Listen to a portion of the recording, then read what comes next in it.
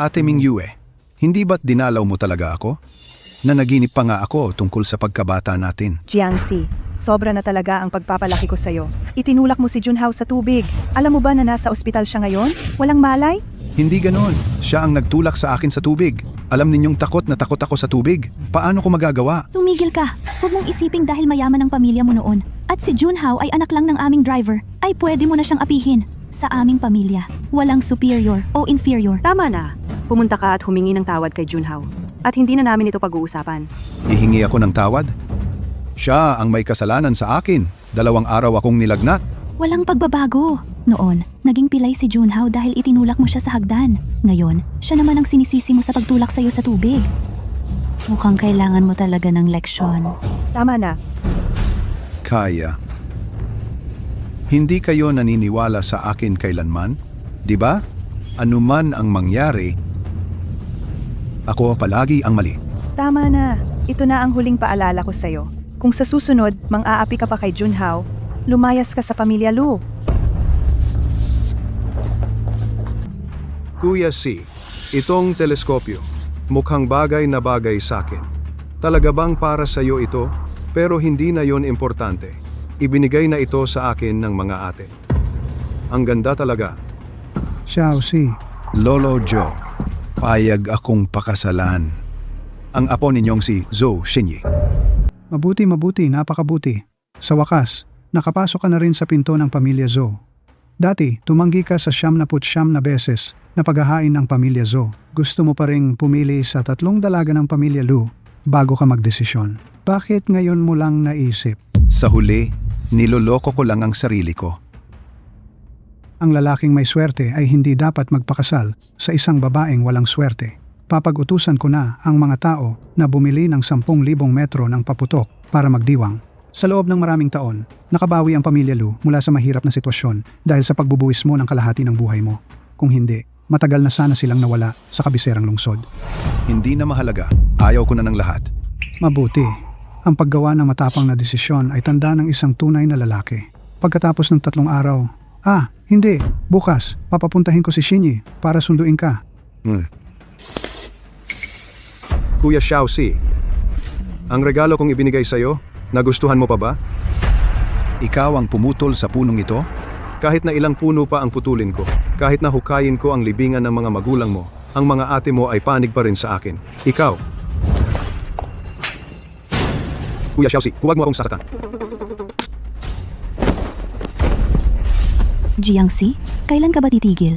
Bakit mo laging inaapi si Junhao? Ako ang nangapi? Siya ang pumutol ng puno ng ginkgo natin. Junhao, ano ba ang nangyari? Ate Mingyue, pasensya na. Wala akong kwenta. Tuwing dumadaan ako, humarang lagi sa daan ang punong ito. Ilang beses na akong nasugatan sa binti dahil dito. Kasalanan ko ito. Hindi ko alam na napakahalaga ng punong ito kay Kuya Xiaoxi. Junhao, bakit hindi mo sinabi ng mas maaga? Dapat ang katulong ang gumawa ng ganyang bagay. Bakit ikaw pa ang gumawa? Alam niyo ba kung anong araw ngayon?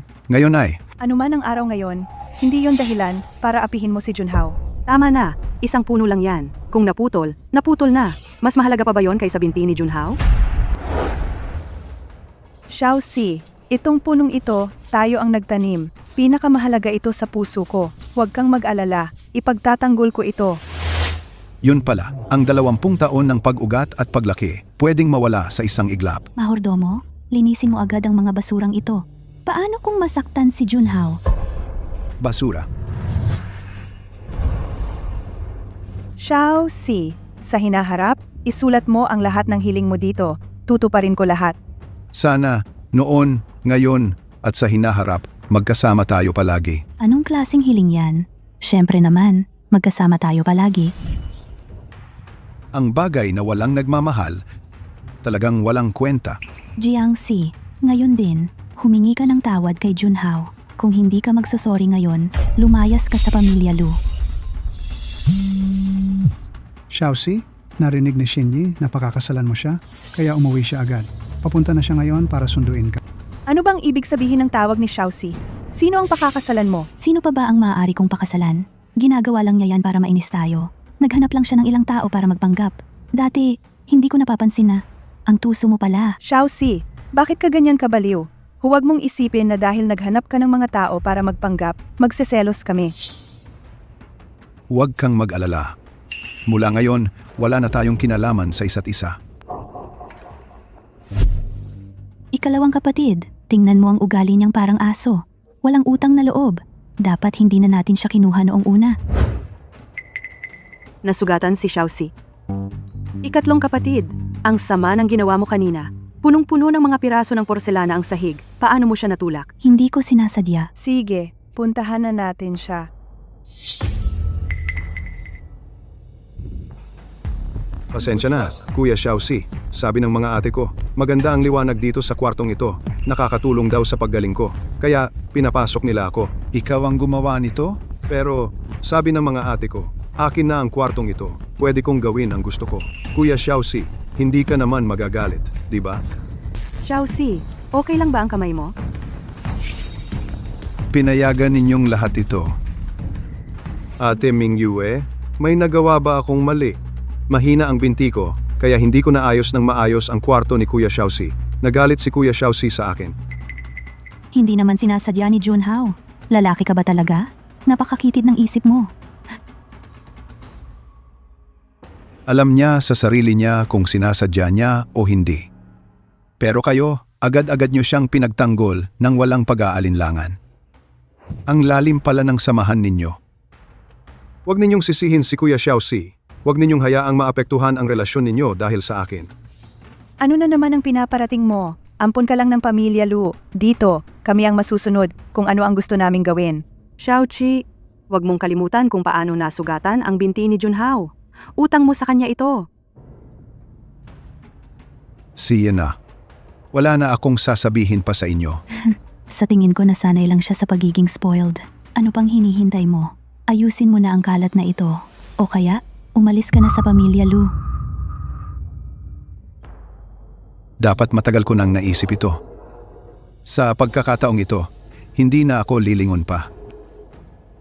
Kapag nakapag-empake na ako, aalis na ako.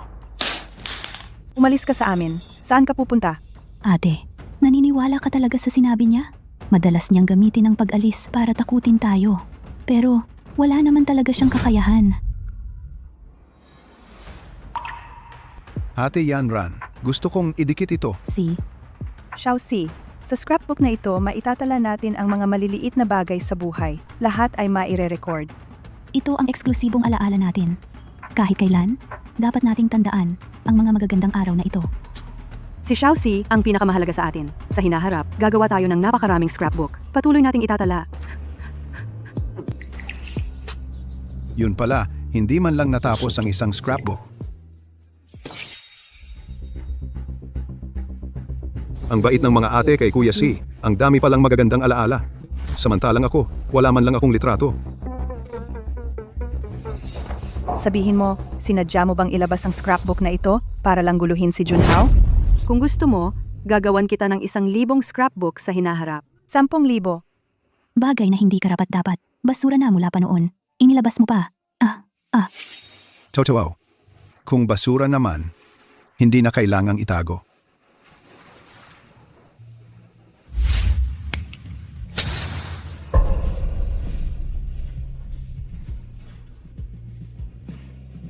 Lahat ng ito, kasama na ang mga alaala, ay ayaw ko na.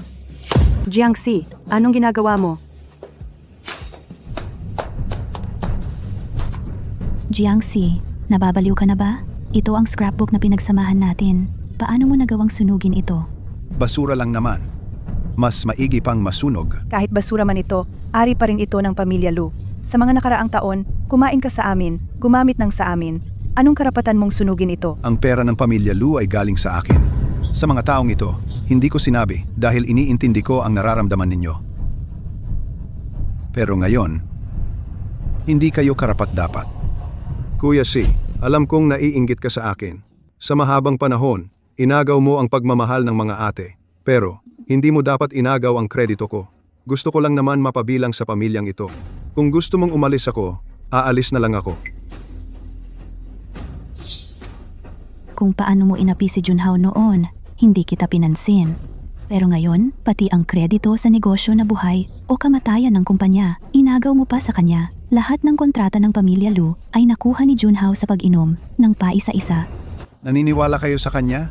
Sige, mula ngayon, tingnan natin kung maaasahan ng Lu Group siya. Ginoong Jiangxi, kausapin kayo ng amo. Xiao Si, ang payat mo na. Kasalanan ko. Hindi ko sila napigilan. Na maalagaan ka ng mabuti. Lolo, kung ako'y lumaki ng maayos, utang ko iyon sa pag-ampon mo. Ito, ang selyo ng kumpanya ng Lu Grupo at ang mga ipon ko sa Lu Group sa mga nakaraang taon. Ituring mo na lang itong kabayaran sa pag-aaruga mo sa akin. Mabait na bata. Karapat-dapat lang sa'yo ang mga iyan. Naisip ko, yung 3 apo kong babae, kung sino sa kanila ang pakakasalan ka. Pero yung 3 walang mata. Sayang, pinakawalan ka. Isang henyo sa negosyo na bihira makita. Kung hindi dahil sa'yo, siguradong bumagsak na ang Lu Group. Kasalanan talaga yung Xu Junhao na yan. Isang mayayabang na gustong umangat. Lolo, kapag umalis na ako, ingatan mo ang sarili mo. Ito, maliit na regalo mula sa lolo mo. Tanggapin mo, gamitin mo para sa bigay kaya. Sapat na yan. Anumang oras, tandaan mo, ang lolo mo ay nasa tabi mo. Tanggapin mo. Lolo, ano pong sinabi ninyo tungkol sa bigay kaya? Sino ang ikakasal? Anong kinalaman ninyo? Jiangxi, alam ko na naman. Nagsumbong ka na naman kay Lolo. Sabihin mo, ano na naman ang isinumbong mo sa amin ngayon? Ikaw, at ikaw. Lumabas kayong lahat. Kayong 3 walang utang na loob. Sayang ang pinalaki ko sa inyo. Lolo, wag niyo pong sabihin yan sa mga ate ko. Sa akin niyo na lang ibuhos ang galit. Ikaw ang sinisigawan ko. Kami-kaming mga Lu ang nag-uusap. Anong pakialam mo? Isang dayuhan? Lolo, huwag niyo pong ganyanin si Junhao. Si Junhao, bahagi rin siya ng pamilya natin. Humph! Ang dahilan kung bakit hindi mapalagay ang tahanan ng mga Lu ay dahil siya ang nanggugulo rito. Kayong 3, bulag at pipi. Hindi makilala ang tunay na tao sa hinaharap kapag lumabas kayo. Huwag niyo nang sabihin kayo ay mga Lu. Lolo, pagamat hindi maganda ang pinagmulan ni Junhao, pero mabait naman ang puso niya. Ang laging naglalaro ng mga plano at nagseselo sa ibang tao. Lumabas kayong lahat. Lumabas. Hintayin mo lang. Babalikan kita.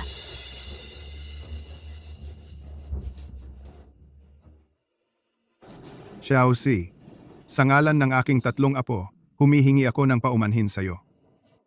Lolo, sa ngayon, wala na akong pakialam. Ang gusto ko lang ngayon ay dalhin ang asong iniwan sa akin ng mga magulang ko. Alis na muna ako.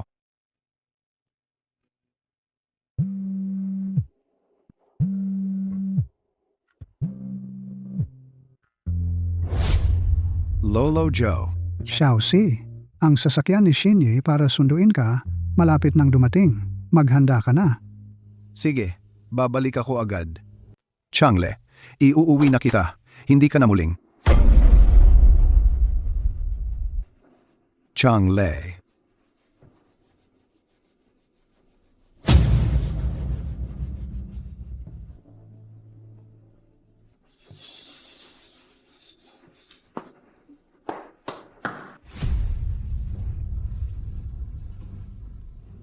Junhao, masakit ba? Kasalanan ng hayop na yan. Kaya ka nag-allergy. Kapag nahuli ko yan, talagang pakukuluan ko. Nasaan si Changle? Saan siya? Ang kapal ng mukha mong banggitin ng asong yan? Di mo ba alam na allergic si Junhao sa balahibo ng aso? Palaging mabait si Changle. Simula nang dumating siya sa bahay ng mga Lu, hindi na siya lumabas. Nasa kulungan lang. Paano siya makakapagpa-allergy? Ano naman, kahit gaano kabait ang aso, may mga pagkakataong nakakatakas yan. Hayop na, di mapaalaga. Siya, kapag nahuli ko siya, isasama ko siya. Talagang lumalala ang ugali ni Jiangxi. Nagkamali na, ang yabang pa. Sa tingin ko, masyado lang natin siyang pinagbigyan, kaya nasobrahan sa pagpapalaki. Yan Ran, medyo sumobra ka rin kanina.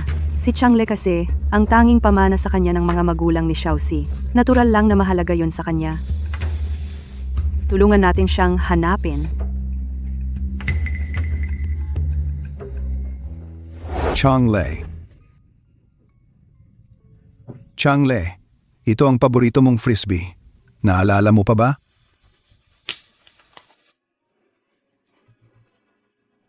Changle.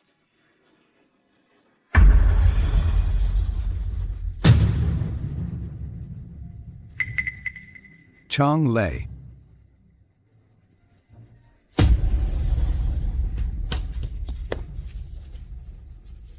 Changle. Changle.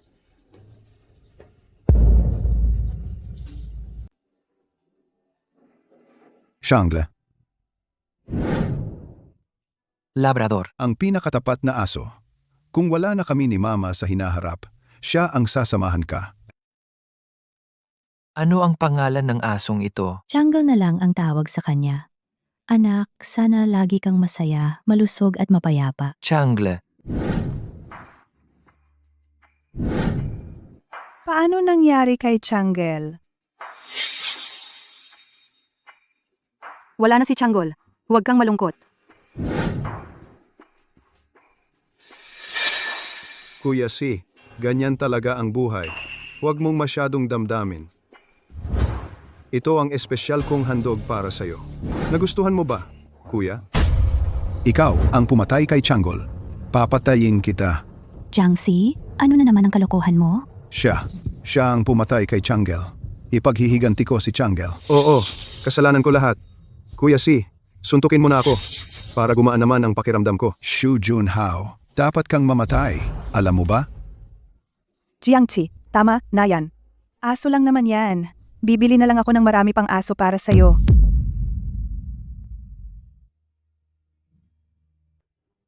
Huwag kang mag-alala, Xiaoxi. Poprotektahan din namin siya, gaya ng pagprotekta namin sa'yo. Hindi na namin siya pahihirapan. Changgel, masakit ba? Mga sinungaling kayong lahat. Xiaoxi, hindi mo pwedeng isisi lahat ng bagay kay Junhao. Nandito ka na naman. Walang utang na loob. Kung hindi ka tinanggap ng pamilya namin, sa basurahan ka na ngayon nakahandusay, hindi mo alam. Maburi.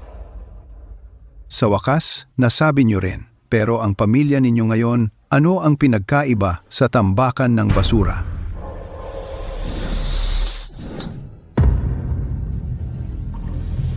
Sobra na talaga ang pagpapalaki ko sa'yo. Ate, ayos ka lang ba? Nabigla lang ako. Ngayon, wala na akong utang na loob sa pamilya Lu. Jiangxi, nagkamali ka kay Junhao kanina. Humingi ka ng tawad sa kanya ngayon. Tumahimik ka. Wag na, Xiaoxi. Naging mainit din ang ulo ko kanina. Okay lang, mamayang gabi, ihahanda ko para sa iyo ang paborito mong seafood feast. Seafood feast?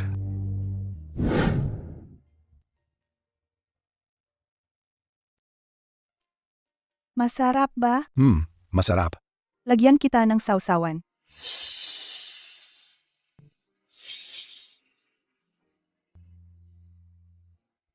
Xiaoxi. Xiaoxi. Xiaoxi. Xiaoxi, anong nangyari sa'yo? Huwag mo akong takutin. Xiaoxi. Xiaoxi. Ate, hindi mo ba alam na allergic si Xiaoxi sa hipon? Paano kung may mangyari sa kanya? Kaya mo bang panagutan iyon? Xiaoxi. Xiaoxi, gising ka. Nagkamali ako. Tatandaan ko na talaga ngayon, ate. Xiaoxi, gising ka. Yun pala, nakalimutan mo na nga na allergic ako sa seafood. Sige, bumalik muna tayo at kumain. Xiaoxi, papahanap ko mamaya sa tagapangasiwa ng mas mamahaling aso para sa iyo. Hindi na kailangan. Walang utang na loob. Umalis na tayo.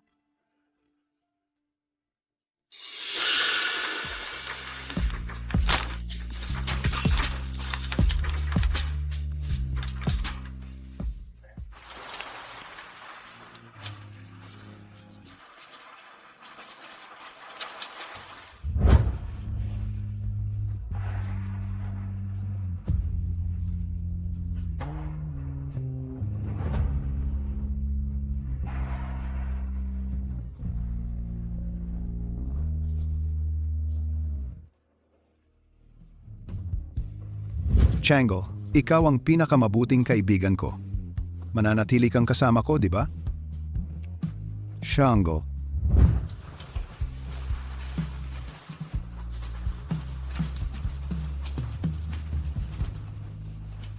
Changle.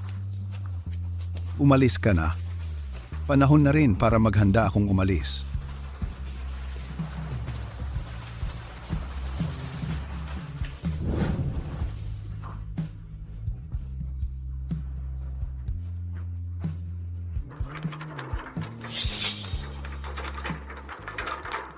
Kuya Xiaoxi, sa huli, ako ang nanalo sa larong ito.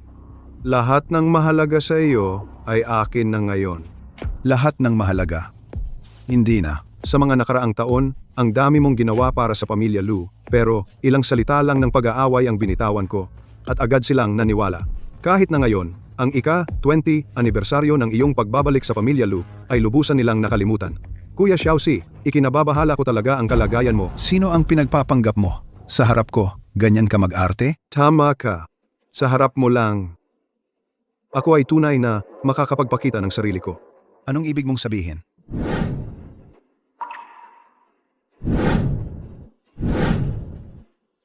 Ang wheelchair na ibinigay sa akin ng mga ate ko, medyo hindi komportable talagang upuan. Hindi pala pilay ang binti mo. Hindi ka pilay. Sa loob ng napakaraming taon, nagpapanggap ka lang. Ang pinakamalaking kahinaan ng babae ay ang pagiging mabait. Kung hindi ako gagamit ng mga ganitong paraan, bilang isang huli na dumating, paano ako makakapag-agawan sa isang katulad mong kababatang kaibigan? Haha, Maliit ang tingin ko sa'yo. hindi madaling magpanggap na mabait. Pero nang makita kong napagbintangan ka ng mga ate mo sa loob ng napakaraming taon, naramdaman kong sulit ang lahat. Malubha ang pinsala sa binti ng pasyente. Kahit pa sa susunod na paggamot, halos imposibleng makakatayo siya ng mag-isa. Ate Mingyue, ang binti ko. Ate Mingyue, tapos na ang buhay ko. Paano na ako mabubuhay? Jiangxi, ikaw ang may kasalanan nito, Junhao. Napakasama ng intensyon mo. Pananagutan mo ang ginawa mo. Simula ngayon, ang lahat ng pangangailangan ni Junhao, ikaw ang bahala. Kapag may anumang pagkukulang, hindi kita patatawarin. Hindi ako. Sa napakaraming taon, nagpanggap akong pilay para iparatang sa'yo. Napagod na rin ako. Nakalimutan kong sabihin sa'yo, kapag umiinom ako ng sabaw, kailangan may karne, at hindi ko kayang nguyain ang matitigas na karne. Pakiusap, durugin mo muna bago mo ibigay sa akin. Kuya Xiaoxi. Kuya Xiaoxi, imasahe mo pa ako ng kalahating oras para umabot sa 8 oras tayong magkasama. Para swerte.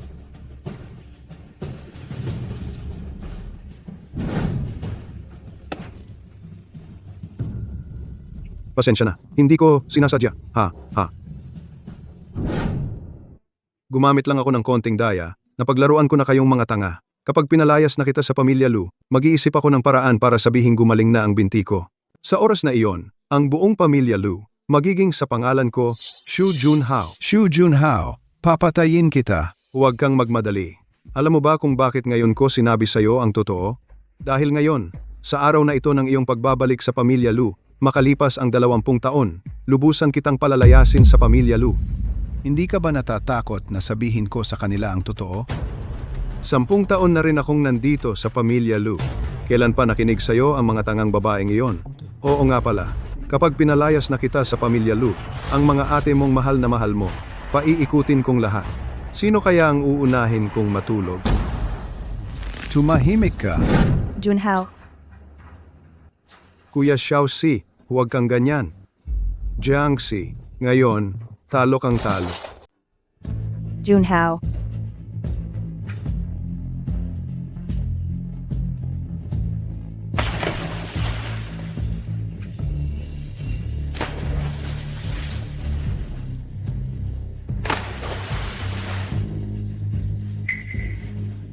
Ganito na naman. Ate, ginaw na ginawa ko. Junhao, umakyat ka na. Baka ka magkasakit. Junhao, mag-ingat ka. Aalalayan kita.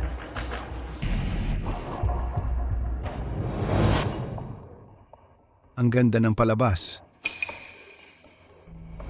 Jiangxi, huminto ka! Nakita naming lahat na itinulak mo si Junhao sa tubig. Ano pa ang masasabi mo? Ngayon, kailangan mong humingi ng tawad kay Junhao. Wala na talagang pag-asa sa inyo. Huminto ka. Gumawa ng kalokohan tapos aalis ka lang? Ganito ba ang itinuro sa'yo ng pamilya Lu sa lahat ng taong ito? Mukhang kailangan kong seryosohin ang paglilinis sa pamilya Lu. Ituturo ko sa iyo kung ano ang disiplina. Tapos ka na ba? Bakit ngayon ko lang napagtanto na napakatanga ninyo? Mas tanga ako na pinanghawakan ang nakaraan natin at hindi makalimutan. Nagkunwari lang siya sa lahat ng taong ito. Nagpapanggap lang siyang pilay. Nagpapanggap? Junhao, ano ang nangyayari? Kuya Si, alam kong sa lahat ng taong ito, hindi mo ako gusto. Pero hindi mo naman dapat magbiro ng ganito. Alam mong ito ang pinakamasakit para sa akin. Jiangxi, nabulagan talaga ako noon. Hindi ko nakita ang tunay mong pagkatao. Para lang magpabida, ganitong bagay, ipinagkakanulo mo pa si Junhao. Jiangxi, alam mo ba kung gaano kahirap ang mga taon para kay Junhao? Alam niyo ba kung gaano kahirap ang mga taon para sa akin? Makakapagsalita ka pa? Si, mula ngayon hindi na ako makikipag-usap pa sa inyo.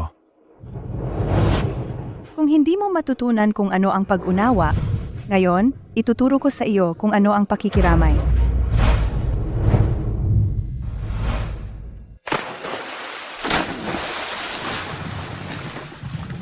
Tama si ate. Kung ayaw mong magbago, manatili ka sa tubig hanggang sa matauhan ka. Ate, bunso, parang hindi na kaya ni Xiaoxi. Tawagin na natin siya pataas. Mahilig lang talaga siyang magpanggap na kawawa. Alam mo naman yan.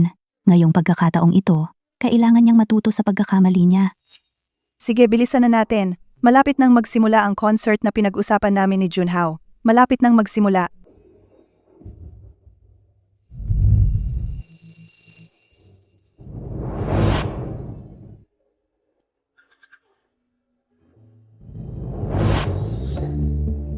Marunong nang lumangoy ang ibang bata. Pero ako, takot na takot pa rin pumasok sa tubig. Ang useless ko talaga. Xiaoxi, may mga ate ka. Hindi mo na kailangang matuto. Kahit mahulog ka sa tubig nang hindi sinasadya, agad-agad kaming mga ate mo ang sasagip sa'yo. Anumang oras, nandito lang kami sa likod mo. Panaginip lang pala ang lahat. Ayos, ayos. Mula ngayon, sa pamilya natin, may maliit na lalaki na tayong matapang. Huwag kang mag-alala. Sa pamilya natin, hindi ka maaapi. Ito ang para sa'yo, racing car na matagal ko nang inihanda. Kapag mayroon ka nito, magiging pinakamagaling na race car driver. Sa buong mundo si Xiaoxi. Xiaoxi, ito ang starlight na espesyal kong inihanda para sa'yo. Kahit bituin sa langit ang gusto mo, kukunin ko yan para sa'yo. Ito naman ang galing sa akin, Ultraman na para sa'yo. Tutularan ko si Ultraman, ipagtatanggol ka, at palalayasin ang lahat ng monster.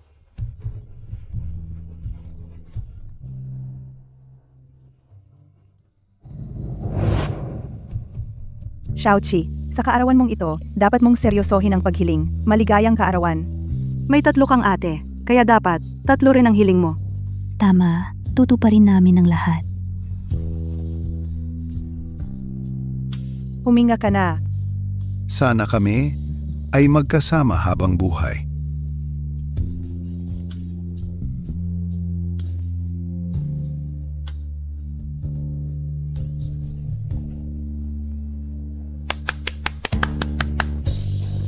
Puno lang yan. Kung pinutol, edi pinutol. Walang anuman ang mas mahalaga kaysa sayo. Sa tingin ko, dahil masyado namin siyang pinalaki, kaya nasira ang ugali niya. Tingnan mo ang ugali niyang parang aso. Kahit anong bait mo sa kanya, hindi pa rin siya magpapasalamat. Noon pa, hindi na sana natin siya dinala rito. Sana, hindi ko na lang kayo nakilala. Ginoo, ayos ka lang ba? Dati, napakabait sa'yo ng mga binibini. Paano naging ganito? Nagbago na ang lahat. Ang lugar na ito, matagal nang hindi na dapat panatilihin. Kung desidido ka na, hahanda ko na po ang mga gamit ninyo. Huwag na. Lahat ng bagay. Ayaw ko na.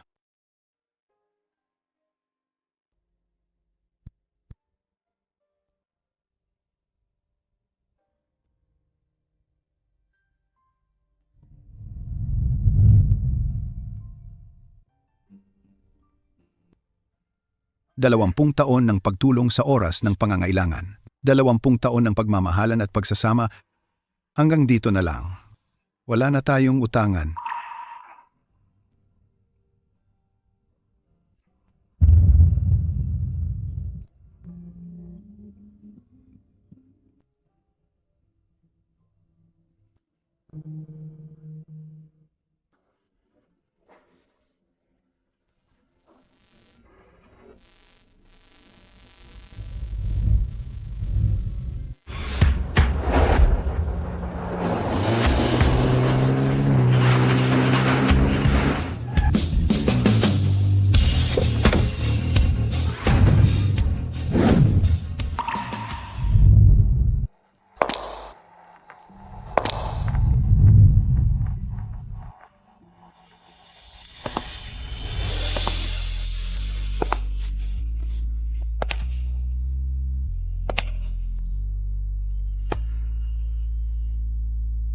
Asi, papakasalan na kita. Ang swerte mo talaga pare. Labas para manood ng konsyerto. Yung tatlong ate mo, nasa harapan pa para magbukas ng daan para sa iyo. Anong ate? Tatlong. Masunurin na puno ng pera lang. Pero balik tayo sa usapan. Yung pagpapanggap mong pilay, hindi ka ba natatakot na malaman nila? Si Jiangxi ay kasama nila. Nanirahan ng maraming taon. Ano naman? Maaari bang buuin muli ang basag na salamin? At saka, gaano kalalim ang nararamdaman noon? Ngayon si Jiangxi, ganoon din ang kalalim ng kanyang pagkabigo. Sige, kapag nakuha mo na ang lahat ng ari-arian ng pamilya Lu, huwag mong kalimutan ang iyong kaibigan.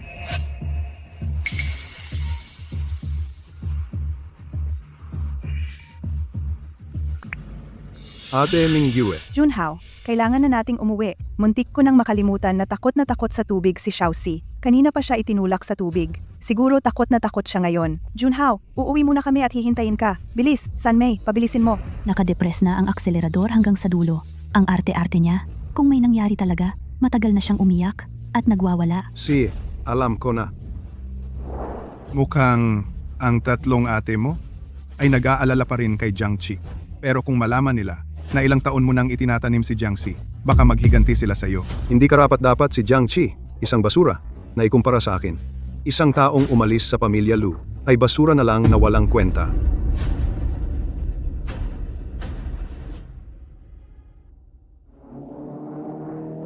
Bugatti Veyron, napasadyang modelo. Diyos ko, ang estilo nito.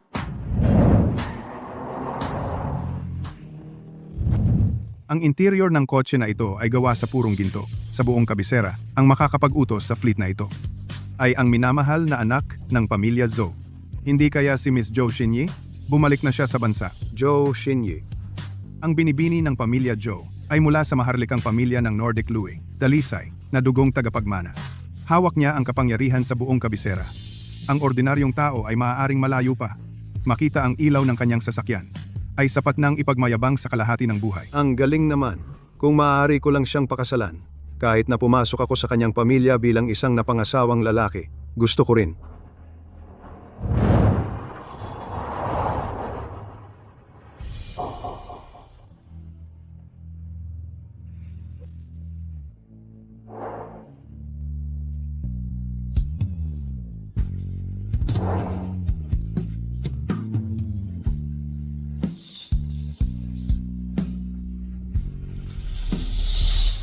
Jiangxi.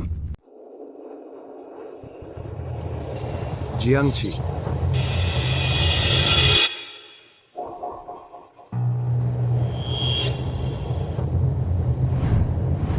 Yung lalaking yon, si Jiangxi, Imposible yan. Yung walang kwentang Jiangxi na yon. Paano siya makakalapit kay Binibining Zhou? oo nga, malamang, nagkamali lang tayo ng tingin. Uwi na tayo agad. Yung walang kwentang Jiangxi na yon. Tiyak na sa bahay pa yan at nag-iisip-isip. Kailangan kong umuwi at mabuti kong alagaan siya.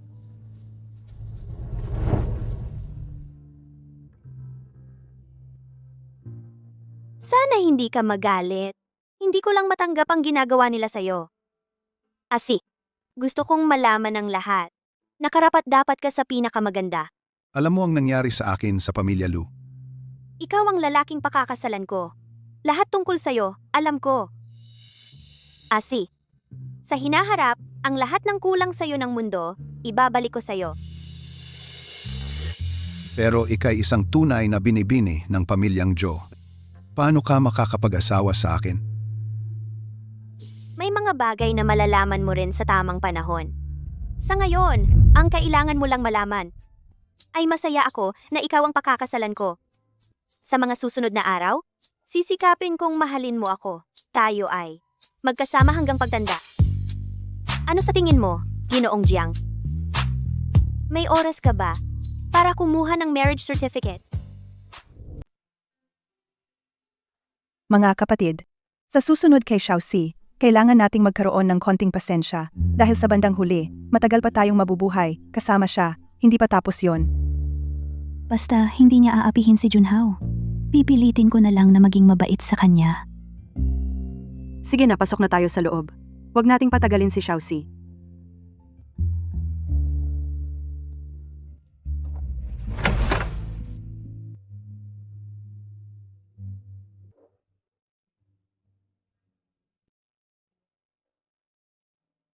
Dati nandito siya palagi para hintayin tayo. Ate Mingyue, nakauwi na kayo. Maghiwa-hiwalay tayong maghanap. Baka naman nagtatampo na naman sa isang sulok. Spoiled na spoiled talaga yan. Titiisin ko na naman siya. Xiaoqi. Xiaoxi. Xiaoxi. Naghanap na tayo sa lahat ng lugar. Nasaan na ba talaga si Xiaoxi? Ayaw pang bigyan ng mukha. Pinagbibigyan na nga natin siya mabuti na yon. Nagmamalaki pa siya. Ate Yanran, huwag ka nang magalit. Kung ayaw talagang bumalik ni Kuya Xiaoxi di wag na. Ako na lang ang laging sasamahan kayo, ayos lang ba? Huwag kang magsasalita ng ganyan sa susunod.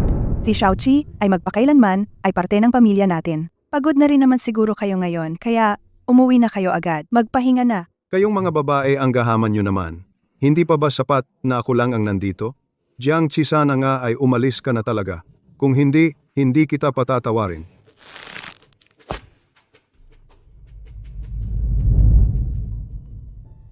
Masyadong sumusobra si Xiaoxi ngayon. Kapag bumalik siya, sasawayin ko talaga siya ng husto. Binibini, umalis na po ang binata.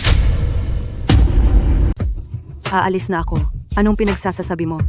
Wala nang mga magulang si Jiangxi. Maliban sa atin na naaawa sa kanya. Sa buong kabisera, sino pa ang magtitiis sa kanya? Hayaan mo siyang magwala hanggang sa magsawa, tapos bumalik agad siya. Baka sa huli, iyakan na lang siya para makabalik. Ginoo, naiintindihan ko na. Talagang nasugatan ang puso mo.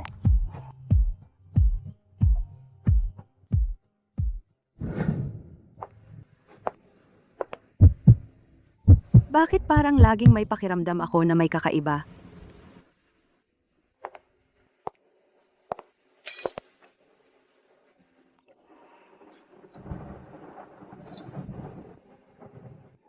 Ito ba ay yung wind chime na nabasag kanina? Nakasulat dito ang hiling ni Xiaoxi.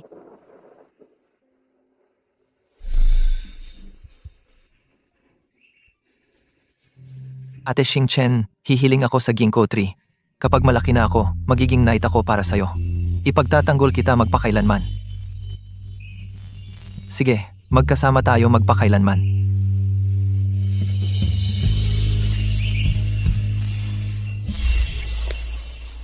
Ito ang hiling ni Xiaoqi. Marami sa mga hiling natin ay nasa ginkgo tree. Iyon ay itinanim nating magkasama. Sige na, isang puno lang naman yan. Kung pinutol, pinutol na. Mas mahalaga pa ba yan kaysa sa binti ni Junhao? Xiaoxi, pasensya na. Marami na akong nagawang masasakit sa'yo. Hintayin mo, magtatanim ulit ako ng ginkgo tree sa bakuran ngayon din. Sa pagkakataong ito, hindi na kita bibiguin muli.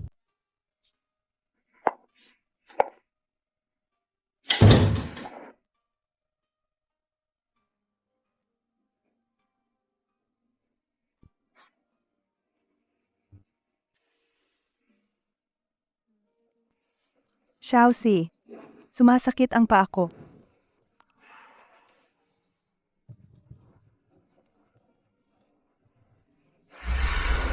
Ate Mingyue, kumusta ang pakiramdam? Espesyal kong natutunan ito mula sa guro ko. Pagkatapos nito, hindi ka na mapapagod. Hindi pa ba bumalik si Xiaoxi? Wala pa.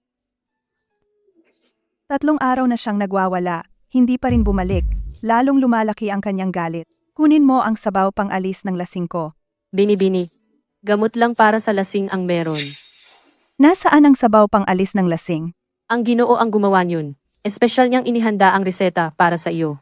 Mahigit 10 uri ng halamang gamot ang idinagdag sa gamot. Tuwing siya mismo ang nagbabantay sa kalan. Magdamag na nagluluto.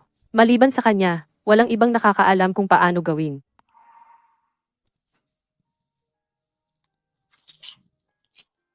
Hoy! Sandali lang, sandali!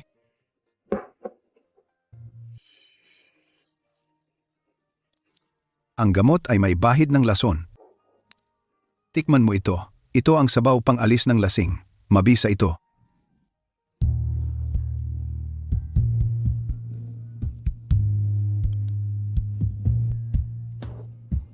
Ang bait-bait mo. Sino ang magiging swerte sa hinaharap na mapapangasawa ka? Binibini.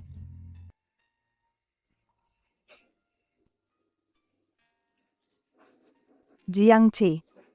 Kahit wala ka, kaya kong mag-alis ng lasing. Kung kaya mo, huwag ka nang bumalik magpakailanman. Sino ang nagpalit ng mga rosas dito sa mga liryo? Paumanhin, Binibini. Dati, ang Ginoo ang nag-aayos ng mga bulaklak para sa iyo. Kami hindi namin alam na allergic kayo sa pollen ng rosas.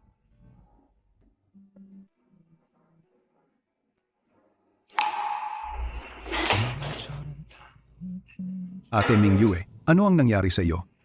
Wala naman. Medyo allergic lang sa rosas. Ate Mingyue, huwag kang mag-alala. Basta nandito ako, hindi kita hahayaan na magka-allergy kahit minsan. Sa pagkakataong ito, talagang nahirapan si Xiaoqi. Kailangan siyang bayaran ng maayos. Ito ang paborito ni Jiangchi. Makikita niya ang bagong modelong ito. Siguradong masaya siya.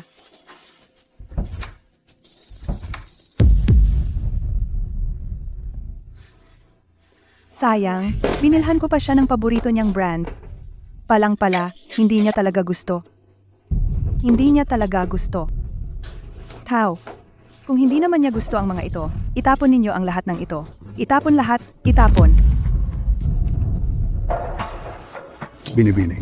Hindi po dahil ayaw ng binata, kundi dahil sa sukat ng mga sapatos na ito. Hindi niya talaga maisusuot. Paano nangyari yon? Tandang-tanda ko. Ang mga sukat na ito ay mula pa sa 3 taon na ang nakalipas. Nagiba na ang sukat ng binata. Mula nang bumalik si Binata Junhao, hindi na po kayo nag-alaga kay Binata Jiangchi. Hindi na rin ninyo alam ang kanyang mga pangangailangan o kung ano ang gusto niya. Paano pwedeng mangyari yon? Magkasama kami mula pagkabata. Alam ko ang lahat tungkol sa kanya. Ang kanyang mga damit, ang sukat ng kanyang mga damit ay L. Iyon ang sukat ni Binata Junhao. Gusto niya ng sports car. Yun din ang gusto ni Binata Junhao. Paano nangyari? Mahilig siya sa seafood. Xiaoqi, gising ka na. Mali ako. Tandang-tanda na ng ate mo sa susunod. Xiaoqi, hindi. May allergy siya sa seafood. Ano ba yan? Paano ko nakalimutan ang lahat ng gusto ni Xiaoxi? Astronomiya. Ang astronomy ay tiyak na paborito ni Xiaoxi. Hindi ako makakamali dito. Ang astronomy room na iyon, na ibigay na ninyo kay Binata Junhao. Nasira na ang mga gamit doon. Ano ba ang pinagsasasabi mo? Ikaw ay ampon ng aming pamilyang Lu. Gusto naming gawin kung ano ang gusto namin. Galit na galit lang ako noon. Hindi ko sinasadya na saktan siya. Linisin ninyo agad ang mga basurang ito. Alisin mo ang mga basurang ito at linisin agad. Palitan mo ng paborito kong marine style. Ngayon na ako titira dito. Jiangchi, lahat ng sayo ay akin na. Tumigil ka.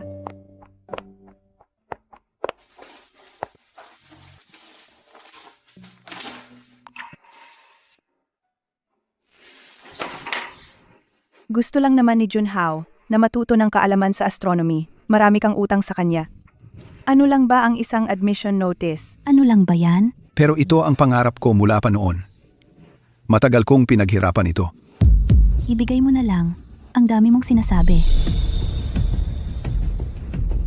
Ate Mingyue, mga basura lang ang mga ito. Anong ginagawa mo? Mga gamit ni Jiangchi ang mga ito. Walang dapat humipo.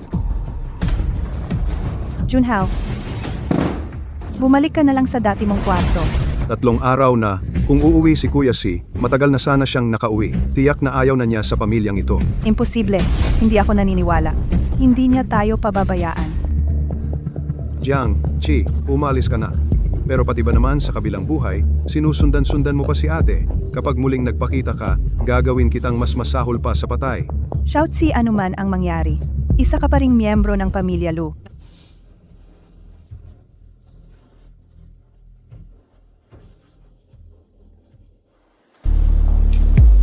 Gagawin ko ang lahat. Kahit baligtarin ko ang buong Jiangcheng, hahanapin ko si Jiangchi.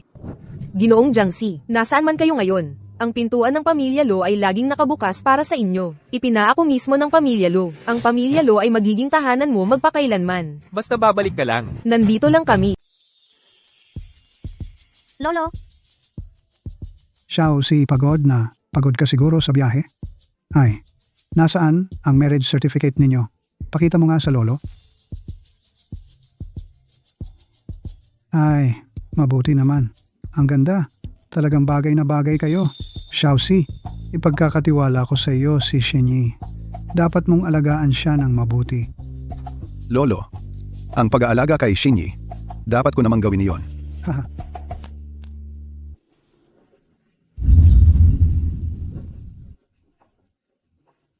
Xiaoxi, ito ay Cartier Heritage Collection Limited Edition na relo.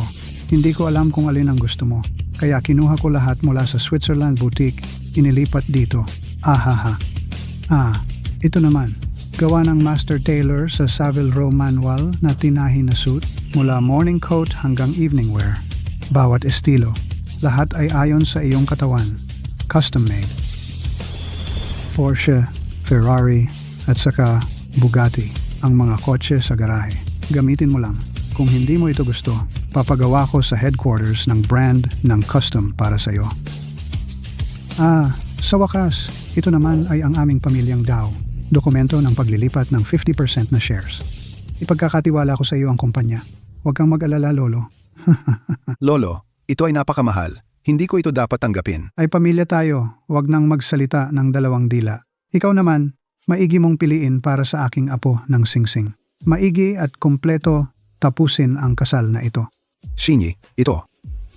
Tara na, may sorpresa rin ako para sa iyo. Ipikit mo ang mga mata mo. Huwag kang titingin ha. Anong sorpresa to? Ang sikreto naman.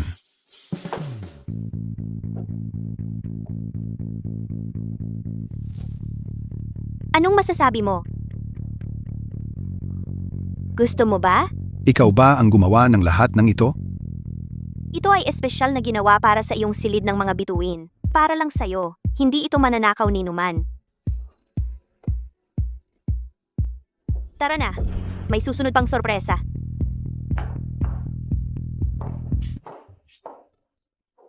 Bakit may crayfish? Tandaan mo ito. Mula ngayon, sa hapagkainan ng pamilya namin, hindi na dapat may crayfish. Alisin mo na yan. Xinyi, paborito ko ang lahat ng ito. Pati yung crayfish, alam mo rin ang mga maliliit na bagay na ito? Kapag tungkol sa'yo, walang maliit na bagay.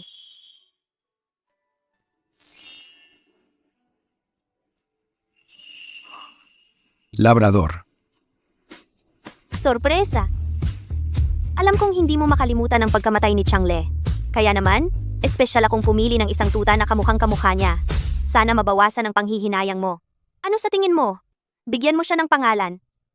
Ngayon ay araw ng ating kasal. Tawagin natin siyang Hitang.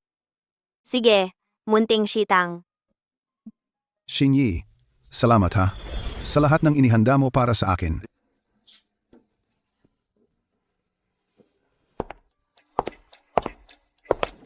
Xiaoxi, nandito na ako. Nakahanap ako sa Sweden ng isa sa pinakamagandang punong ginkgo sa mundo. Bakit kayong dalawa lang ang nandito? Nasaan si Xiaoxi? Hindi pa siya nakakabalik, pero ipinadala ko na ang lahat ng tao para hanapin siya. Ano? Sa mga araw na wala ako, hindi pa rin umuwi si Xiaoxi? Ate, pangalawang ate, huwag kayong mag-alala ng walang dahilan. Si Jiangxi lang naman. Ngayon lang medyo matagal ang tampo niya. Kapag naranasan niya ang hirap sa labas, siya mismo ang babalik na at magmamakaawa sa atin. May breaking news tayo ngayon. Ang pinakasikat na socialite sa Beijing Circle, ang nag-iisang tagapagmana ng Zhou Group. Si GN, Zhou Xinyi, ay kamakailan lamang ikinasal. Gaganapin ang kasal sa loob ng 7 araw. Ayon sa balita, ang lalaking ikakasal ay si Jiangxi. Ang groom ay si Xiaoxi. Imposible yan. Ang pinakamamahal ni Xiaoxi. Ay tayo talaga. Ang makakapag-asawa sa kanya ay tayo lang din. Sa tingin ko, nagkataon lang na magkapangalan. Si Miss Zhou ay anak ng isang napakayamang pamilya. Si Jiangxi naman ay parang parasito lang sa pamilya natin. Paano siya magiging karapat-dapat? Yan Ran, si Xiaoxi naman ay kasabay nating lumaki. Huwag mo siyang sabihan ng ganyan. Ate, pangalawa, hindi ko talaga kayo maintindihan. Nakalimutan na ba ninyo kung ano ang ginawa ni Jiangxi? Siya ang dahilan kung bakit na-aksidente si Junhao? Aray, Kuya Xiaoxi, bakit mo ako itinulak? Junhao, ayos ka lang ba? Ang sakit.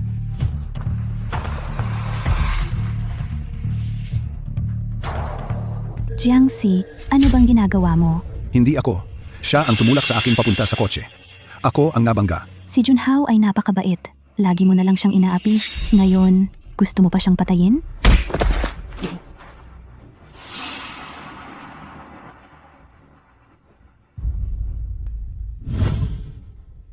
Mga binibini, si Ginoong Jiangxi ang biktima dito. Tio Zhao, huwag mo siyang ipagtanggol. Tio Zhao, ano bang ibig mong sabihin? Ikaw ang pinakamalapit kay Xiaoxi? Alam mo ba kung nasaan siya ngayon? Pangalawang binibini. Kaysa hanapin mo siya, bigyan mo muna siya ng katarungan. Kunin mo ang footage ng CCTV. Malalaman natin ang totoo.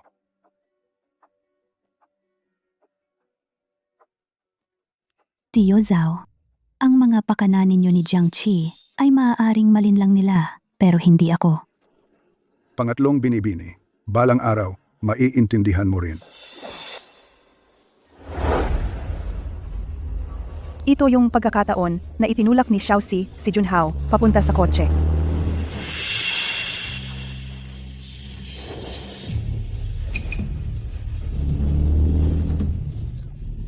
Paano nangyari yon? Si Junhao pala ang tumulak kay Xiaoxi. Xu Junhao, bakit ba lagi mo akong pinupuntirya? Habang nandito ka, kukunin mo ang pagmamahal na para sa akin. Gagawin ko na sirain nila ang tiwala nila sa'yo, gamit ang kanilang sariling kamay. Ikaw,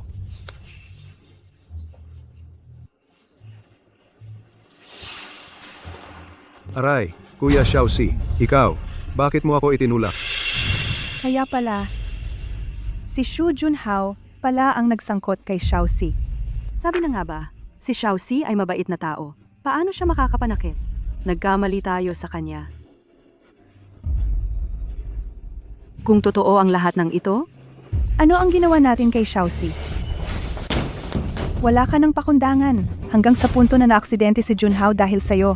bigyan kita ng 2 linggo. Mag-isip-isip ka ng mabuti. Kung hindi, kahit isang butil ng kanin ay hindi mo makakain. hindi, Ate Mingyue, hindi ko ginawa yon, Ate Mingyue. Ate, hindi talaga ako. Ate,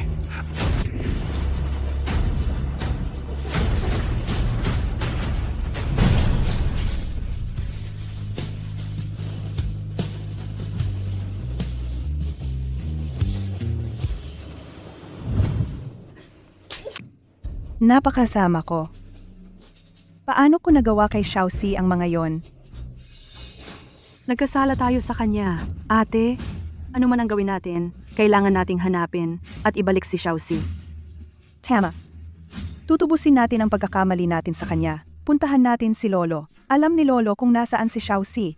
Sa pagkakataong ito, luluhod tayo para lang mapabalik si Xiaoxi. Binibini Yanran. Ito na ang huling larawan ninyong magkakasama ni Ginoong Jiangxi. Huwag ninyong punitin. Huwag ninyong sirain. Tumigil ka. Alamin mo ang lugar mo. Ang lakas ng loob mong pakialaman ako. Kung ayaw na niyang manatili sa pamilyang ito, ano pa ang silbi nitong larawan, kundi para manginis? Yan lang. Ano ba ang ginagawa mo, Bunso? Siyempre, nililinis ko ang pangalan natin mula sa taong walang utang na loob na yon. Nagmamatigas pa siya sa atin. Ang yabang-yabang niya. Luyanran, magdudusa ka sa ginagawa mo kay Xiaoxi. Ate, wag na ate. Puntahan muna natin si Lolo. Ang pinakamahalaga ngayon ay ibalik si Xiaoxi sa bahay. Kayong dalawa. Jiangxi, tingnan natin kung anong kalokohan ang ginagawa mo. Lolo, pakiusap, sabihin mo sa amin.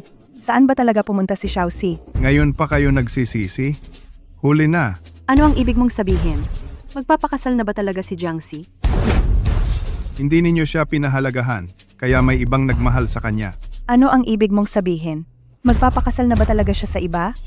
Siya, dapat kaming 3 lang ang pakakasalan niya. Dapat isa sa inyong 3 ang magiging nobya ni Xiaoxi.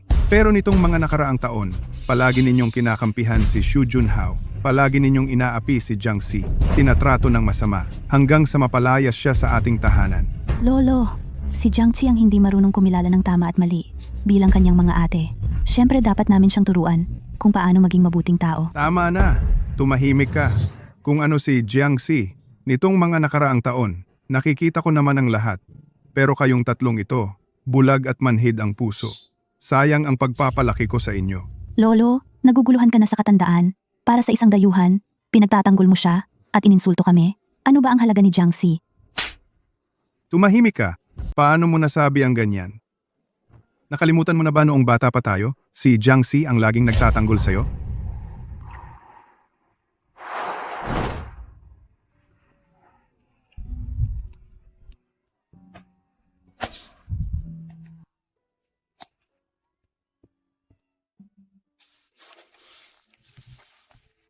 Ate Yanran, huwag kang umiyak.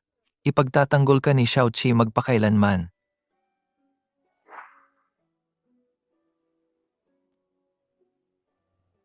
Jiangxi, bakit ganyan na naman ang itsura mo? Okay lang ako, Lolo. Sinisiraan nila ako. Para hindi na nila sirain si Ate Yanran.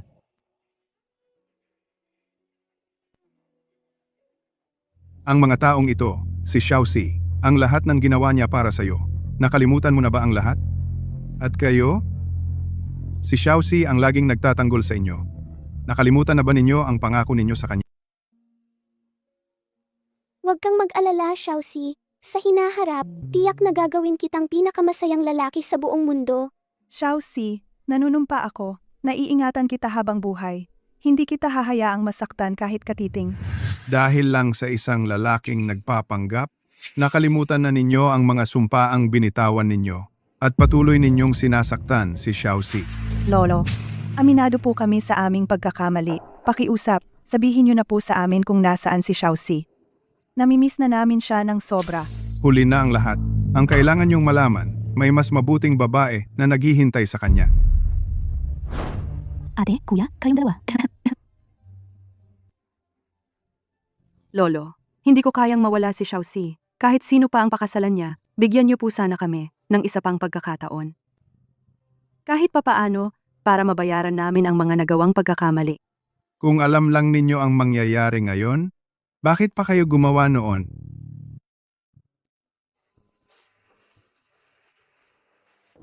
Magandang araw po. Ito po ang aming mga koleksyon na idinisenyo ng aming pinakamahusay na designer. Alin po sa mga ito ang mas gusto ninyo? Ito ang gusto ko. Ang singsing na luha ng sirena na ito ay ang pinakamalaking diamanteng walang bahid na umiiral. Isa lang ito sa buong mundo. Ang singsing na ito ay nagkakahalaga ng 1 bilyon. Napakaswerte po ng asawa ninyo sa inyo. Ang ibinigay niya sa akin ay hindi kayang tumbasan ng pera. Tanging itong singsing ang karapat-dapat para sa kanya. Sige po, aayusin ko na po ang espesyal na kahon para dito. Tiyak na hindi masasayang ang pagmamahal ninyo sa inyong asawa. Siya. Jiangxi,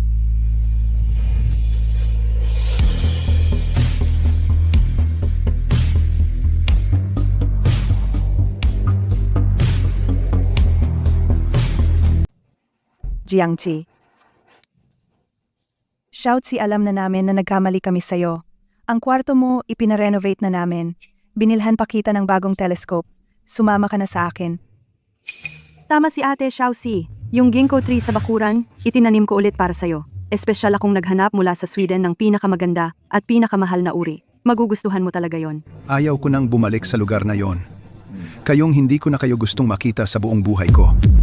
Jiangxi, binibigyan ka ba ng mukha? Kami mismo ang pumunta rito para hanapin ka, tapos nagmamatigas ka pa? Ano, gusto mo talaga kaming lumuhod para lang umuwi ka? Sanmei, maging magalang ka kay Xiaoxi.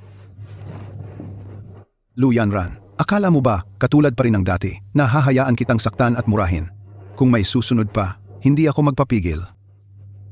Jiangxi, nababaliw ka na sa labas. Ilang araw lang, ang yabang mo na. Sige, kung ganyan ka katigas ang ulo, ngayon, ako na ang magtuturo sa'yo para sa maagang namatay ng mga magulang mo kung ano ang tamang asal. Tumigil ka! Humingi ka ng tawad kay Xiaoxi. Ate, sinaktan mo ako dahil sa taong walang utang na loob na to? Ano ba siya? Karapat-dapat ba siyang pagtawaran ko? Tama na. Sanmei. Nababaliw na kayong dalawa. Araw-araw siyang nagkakagulo sa bahay at minamaltrato pa si Junhao. Ako ang nangapi sa kanya? Lu Yanran, magpagamot ka sa mata. Huwag mong isipin na dahil sa kasinungalingan mo, ay malilinlang mo ang lahat. Kailan ba hindi si Junhao ang napahamak at nasugatan dahil sa'yo. Kung maglalagay ka pa ng baho sa kanya, hindi mo kakayanin ang mga kahihinatnan. Magising ka. Hindi ganoon ang nangyari. Si Xu Junhao, ang tunay na masama ang intensyon. RG, ano ba ang ipinainom ni Jiang Qi sa'yo? Niloloko niya kayo? Xiaoxi, bakit ka bumili ng singsing na may brilyante? Ikakasal ka na talaga? Tulad ng nakikita mo. Paano ka makikipag-asawa sa iba? Kahit na ikakasal ka man, dapat sa amin 3 ka ikakasal. Oo nga, Xiaoxi. Bukod sa amin, sino pa ang maaaring maging nobya mo? Kung ganoon, sasabihin ko sa inyo, ang nobya ko ay si Zhou Xinyi lang. Ang binibini ng pamilyang Zhou Xingyi, paano mangyayari yon? Paano siya makikipag-asawa sa'yo? Tama. Siya ay binibini mula sa mataas na lipunan ng Beijing. Kahit na magmakaawa ka sa kanya na sustentuhan ka, kailangan mo pang pumila sa Paris. Sino sa inyo ang may lakas ng loob na apihin ang lalaki ko?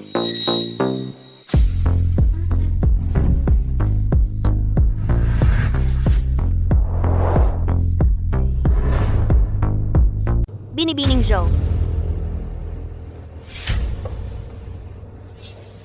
Kasal na kami ni Si. Kasal na kami.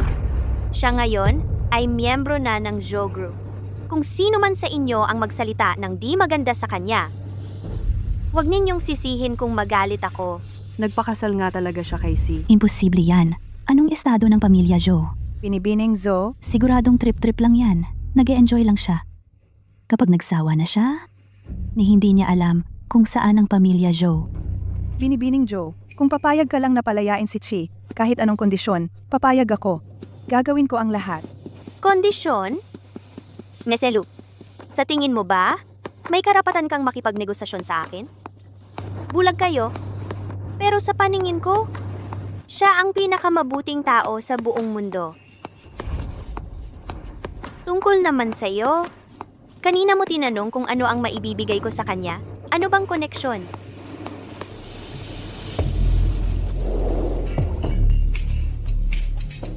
Ito ay ang selyo ng pamilya Zhou. Ang selyo ng pamilya Zhou ay ipinamana sa bawat henerasyon. Ito ang pinakamahalagang kayamanan ng Zhou. Sabi nila, gamit nito, magagalaw ang trilyong pisong asset ng Zhou. Maaari ring utusan ng buong maharlikang pamilya ng Louis sa Hilagang Europa. Imposible. Ang selyong ito ay kayang i-freeze ang pondo sa 37 bansa sa buong mundo. Balita ko, kapag nakita ito, parang nakita mo na ang head ng pamilya Zhou. Paano natin ito madaling makikita? Simula ngayon, ang Zhou Group ay opisyal ng magiging Jiang Group. Tandaan ninyong lahat, hindi siya ang umakyat sa aming pamilya Zhou. Kundi ako, si Zhou Xinyi. Kusang loob ang nagpakasal sa kanya. Xinyi, ito. Hindi ko ito matatanggap. Si, ito rin ang desisyon ng buong pamilya Zhou. Xinyi, matutulungan ko ang pamilya Zhou sa negosyo. Pero ito, talagang hindi ko matatanggap. Irerespeto ko ang desisyon mo. Ang selyong ito, ipag-iipon ko ito para sa iyo. Ngayon, basta't magkasama tayo palagi, okay na. Hindi ako sang-ayon. Hindi ako sang-ayon. Tigil mo na yan, Xiaoxi. Sumama ka na sa akin. Anong karapatan mo para hindi sumang-ayon? Ako at si Zhou Xinyi, ang tunay na mag-asawa. Xiaoxi, kaya mo bang hawakan ang konsensya mo at tanungin ang sarili mo? Totoo bang gusto mo siya? Xiaoxi, sa mga nakaraang taon, bukod sa amin, hindi ka man lang nakahawak ng kamay ng ibang babae. Ilang araw pa lang, sasabihin mong gusto mo na? Alam mo ba kung ano ang tunay na pagmamahal at ano ang pagkagusto lang? Kaya? Ang patuloy ninyong pagsasaktan sa akin, iyon ba ang tunay na pagmamahal sa akin? Kung ganoon, ang pagmamahal ninyo ay nakakadiri naman. Jiangxi, ikaw ang nagkamali, tapos kami pa ang sisiin mo? Ang kabutihan naming lahat sa'yo sa loob ng maraming taon, parang kinain lang ng aso. Sa tingin ko, nauuto ka na ngayon. Isip mo, gusto mo lang umangat sa buhay. Ganoon pa rin kayo kayabang. Siya ang taong gusto kong makasama habang buhay. Siya lang ang kinikilala kong asawa. Xiaoxi, huwag ka nang magpakatigas ang ulo. Sige na, huwag mong parusahan ang sarili mo dahil sa pagkakamali naming 3. Napakasalan ang isang babaeng hindi mo mahal. Kayong mga nagpupumilit. Xiaoxi, Hindi magiging masaya ang isang pag-aasawang walang pagmamahal. Sumama ka sa amin. Pangako namin. Magiging mabuti kami sa'yo tulad ng dati. Magsisimula tayong muli. Kanina mo pa tinatanong? Kung gusto ko ba siya, di ba? Sasabihin ko sa'yo. Hindi ko siya gusto. Alam ko na. Mahal ko siya.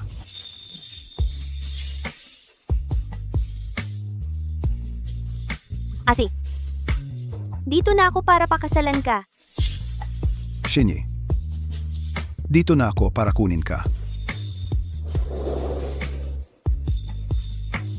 Xiaoqi, hindi mo pwedeng gawin ito, ah? Bitawan mo siya. Jiangxi, nag-overact ka na. Hindi ako sang-ayon. Hindi ako sang-ayon.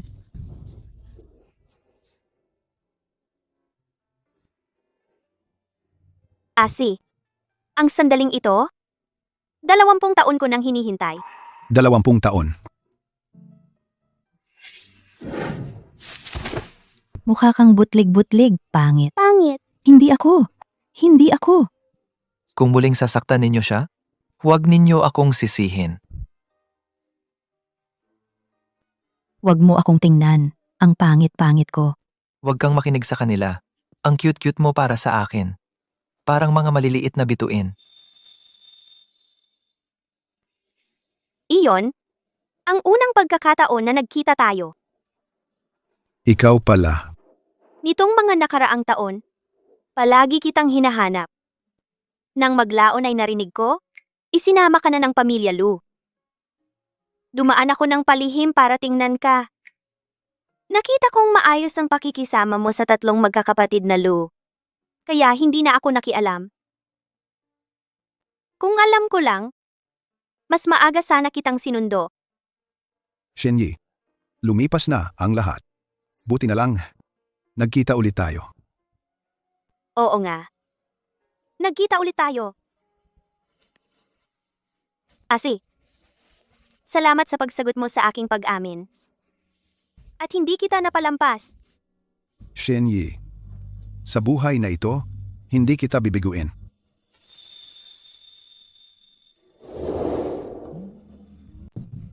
Walang utang na loob. Pakasalan mo kung sino ang gusto mo. Wala akong pakialam. Yanran, tumigil ka na. Kung magpapatuloy ka ng ganyan, hindi na rin babalik si Xiaoxi.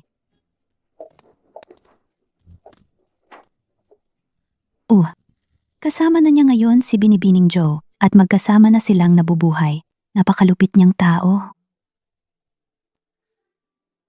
Naalala mo pa noong bata tayo? Madalas kang nasusugatan sa pagsasanay ng boxing? Si Xiaoxi ang laging nag-aalaga sa iyo.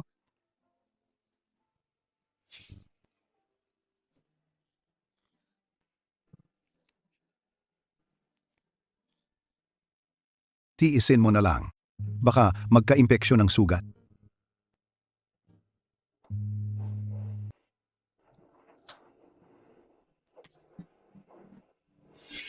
Buong gabi niyang pinaypayan ka. Sumakit ang braso niya kinabukasan at hindi na makagalaw para lang makatulog ka ng mahimbing. Xiaoqi, talaga bang walang puso siya sa atin? Pero malinaw naman niyang sinabi na pakakasalan niya ang isa sa ating 3. Pero bigla siyang nagpakasal sa iba. Siya ang nagbago. Tinalikuran niya ang ating pangako. Hindi siya ang nagbago. Tayo, talaga nating siya binigo.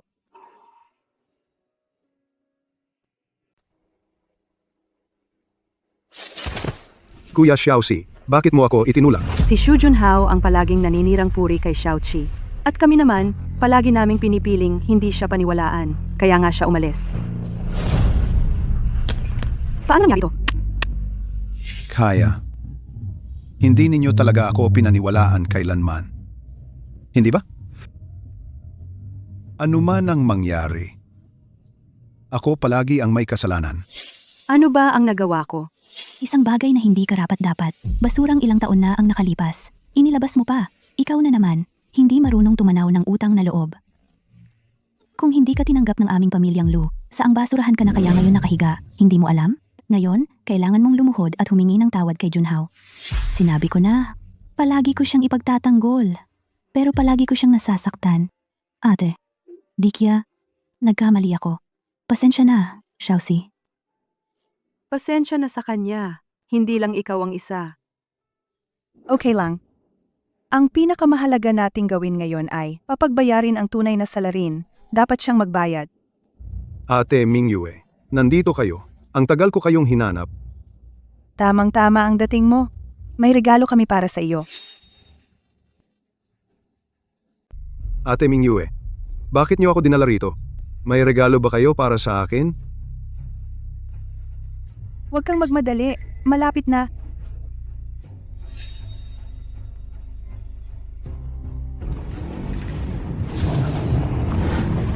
Ate Mingyue, tulungan niyo ako.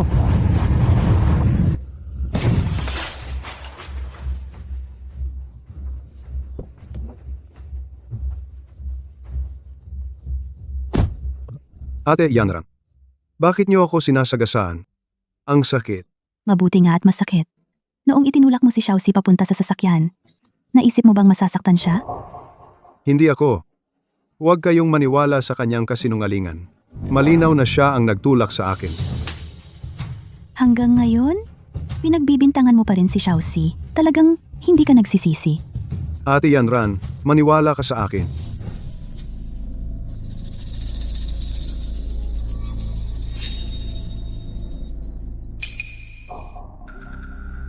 Ate Xingqian, napaglalangan lang ako ng demonyo noon. Sobrang mahal ko kayo. Gusto ko lang ng pagmamahal, na katulad ng kay Kuya Xiaoxi. Mahal mo kami, pero pinahamak mo ang pinakamamahal naming si Xiaoxi. Ano ba ang nagawa niyang mali? Ako ang nagkamali. May kasalanan ako. Nangangako ako, hindi na ako muling gagawa nito. Sa hinaharap, anuman ang utos ni Kuya Xiaoxi, susundin ko. Ate Mingyue, pakiusap. Wala ka ng pagkakataon. Mga tauhan. Ate Mingyue, nasa akin pa ang proyekto ng Pamilya Lu. May silbi pa ako sa Pamilya Lu. May silbi pa ako. Dahil may silbi ka pa sa kumpanya, pansamantala kong iiwan ang buhay mo.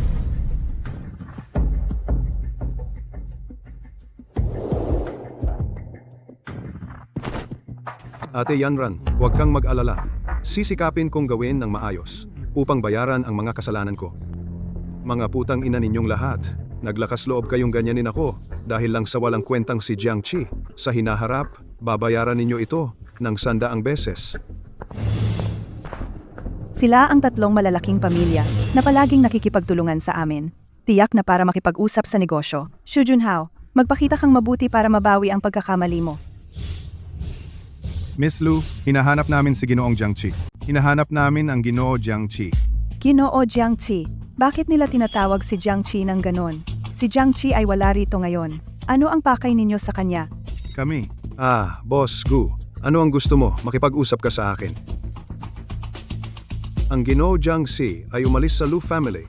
Hindi na talaga siya babalik? May ilang hindi pagkakaunawaan kami kay Jiangxi. Kapag naipaliwanag ang hindi pagkakaunawaan, syempre, babalik siya. Kung ganito ang sitwasyon, ang pakikipagtulungan namin sa Lu family ay magtatapos na.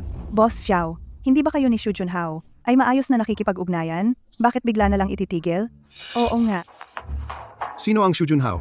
Nakikipagtulungan kami dahil sa paggalang sa Ginoo Jiangxi. Kaya nakipagtulungan kami sa Lu family. Kung hindi, kahit ang matandang Lu, hindi karapat-dapat sa aming pagtingin. Talaga bang? Jiangqi, Xu Junhao, niloko mo kami ulit. Hindi mo ba sinabi na ang mga pakikipagtulungan ay dahil sa pag-inom mo ng isang baso ng alak? Ako. Mukhang ang tatlong babae ng Lu family ay mga taong hindi rin nakakaunawa, kaya nga umalis ang Ginoo Jiangqi. Noong naghirap ang Lu family, siya lang ang nagpunta sa amin. Nagdugo ang tiyan sa pag-inom para makuha ang proyekto. Siya ay isang bihirang genius sa negosyo, ang pagpapalawak ng aming kumpanya sa mga nakaraang taon. Salamat sa kanya.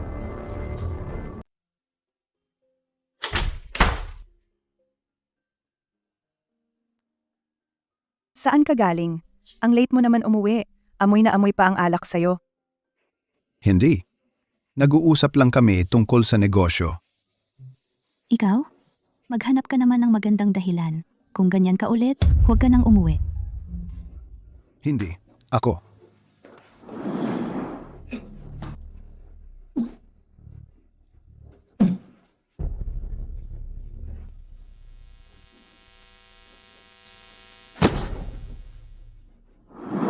Ako ang kumita ng pera ng pamilya Lu. Hindi ko sinasabi nitong mga nakaraang taon dahil iniintindi ko ang nararamdaman ninyo. Pero ngayon, hindi kayo karapat-dapat. Kaya pala, Totoo pala ang lahat ng sinabi ni Xiaoxi. Napakarami na palang ginawa niya para sa pamilya Lu, tapos ganito ang trato natin sa kanya? Ginunggo, 3 taon na tayong nagtutulungan. Bigyan mo naman kami ng isa pang pagkakataon. Paumanhin, si Ginoong Jiangxi lang ang kinikilala namin. Ginoong Chu, 3 matandang hindi marunong umalis. Ano ba ang ibinigay sa'yo ni Jiangxi? Xu Junhao, dapat kang mamatay.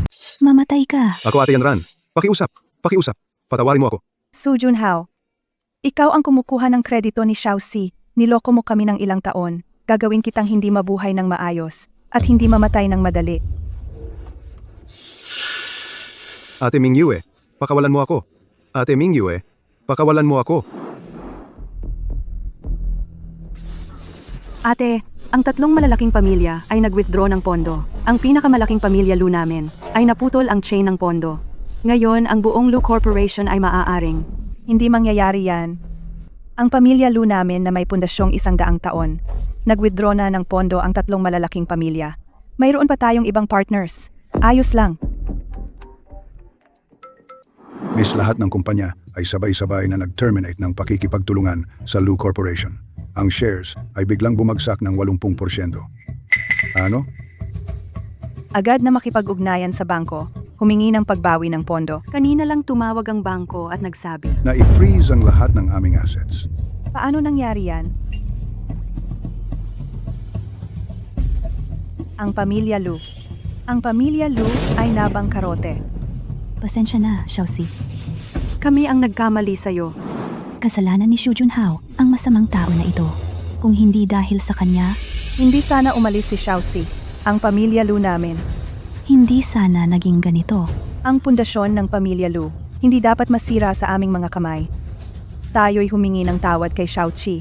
Kahit anong halaga ang ibayad, dapat nating makuha ang kanyang kapatawaran. Tara na. Si General Jiang ay talagang batang may kakayahan. Kung si General Jiang ay magpapakita ng pagtingin at makikipagtulungan sa amin, ito ay tunay na walang kapantay na karangalan. General Jiang, ang aming kumpanya ay nasa top 50 globally. Ang resources at connections ay top-notch. Makipagtulungan ka sa amin. Xiaoxi. Xiaoxi. Xiaoqi, alam na namin na nagkamali kami sa'yo. Pero pinarusahan na rin namin ng husto si Xu Junhao. Ngayon, ang pamilya namin, ang mga Lu, ay talagang nahihirapan. Malapit na kaming mabangkarote. Pakiusap, bumalik ka na. Sa mundong ito, ang pinakawalang kwenta ay ang pagkaunawang huli na. AC, kailangan mo ba akong magtaboy sa kanila? Kahit pa itaboy mo kami ngayon, hindi kami susuko. Ngayong araw, kahit mamatay, hindi kami aalis. Shinyi, ang mga bagay dito, ako na ang bahala. Magpahinga ka muna.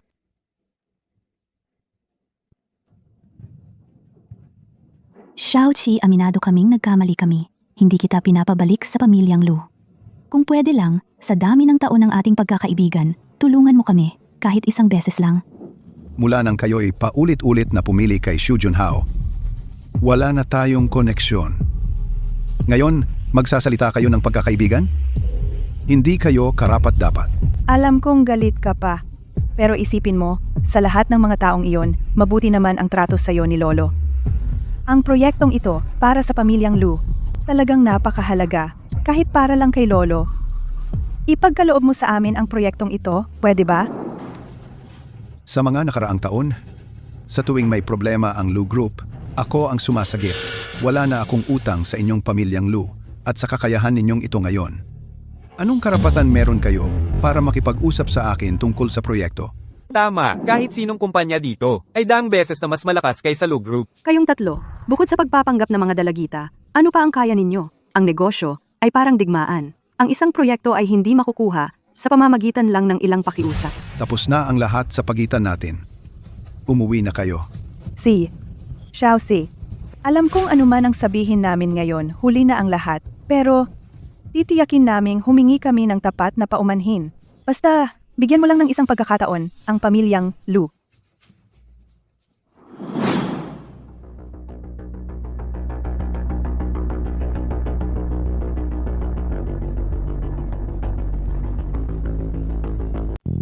Xiaoxi, Anong ginagawa ninyo? noon, para sa mga obligasyon ng pamilya Lu, umabot sa pagdurugo ng tiyan ang pag-inom mo. Ngayon, kami naman ang iinom para humingi ng tawad at lasapin ang sakit na naranasan mo. Anong ginagawa ninyo? Wala akong pakialam. Xiaoxi, taos-puso kaming nagsisisi sa'yo. Oo, umiinom kami hanggang mapatawad mo kami.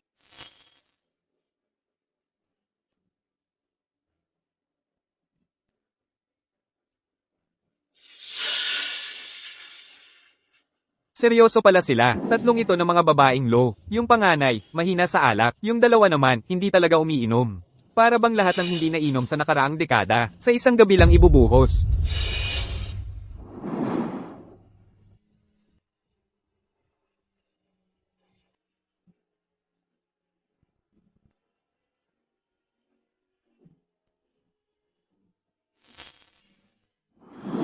Itong 20 bote, pasasalamat sa'yo. Dahil noon, para sa pamilya Lu, napunta ka sa ICU.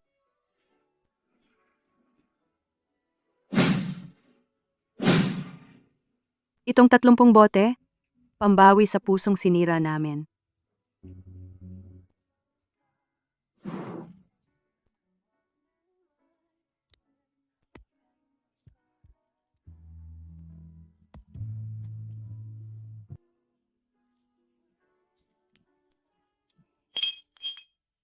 Itong 40 bote, pakiusap na patawarin mo ang bulag at mangmangkong puso. Diyos ko, nababaliw na yata ang magkakapatid na low. Talagang inubos nila ang napakaraming bote. Basta mapatawad lang kami ni Xiaoxi, walang kabuluhan ang kaunting alak na ito. Magdala pa ng alak. Kung magpapatuloy sila sa pag-inom ng ganito, may mamamatay.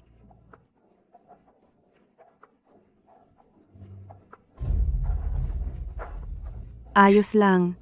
Kaya ko pa. Tama na. Tama na. Hindi ba ninyo nararamdamang katawa-tawa ang ginagawa ninyo? Parang itong bote. Nabasag na. Tapos na. Akala ninyo pag uminom kayo ng ilang bote, umiyak ng ilang patak, yung mga sugat sa nakaraan ay malilimutan na. Lu Mingyue, araw-araw kang nagpapanggap na makatarungan at walang kinikilingan. Pero sa tuwing may problema, ang laging pinapanigan ay si Xu Junhao. Luke Xingqian. Hindi yon pagiging mabait. Pagiging manhid yon. Hanggat hindi ikaw ang nasasaktan, ni hindi mo man lang igagalaw ang iyong mga mata. At ikaw, Lu Uyanran, ikaw ang pinakakatawa-tawa. Ni hindi mo nga maaninag ang tama at mali. Karapat dapat kang maging sunod-sunuran. Xiaoxi, hindi ganoon. Ako, kahit ganito kami sa'yo, pero totoo kaming nagmamahal sa'yo. Ang pinsalang ginawa sa ngalan ng pag-ibig ang pinakamasakit. May mga alaala na hindi kayang burahin ng paglipas ng panahon. Bawat pilat na iniwan ninyo sa akin, nakatatak lahat sa puso't isip ko.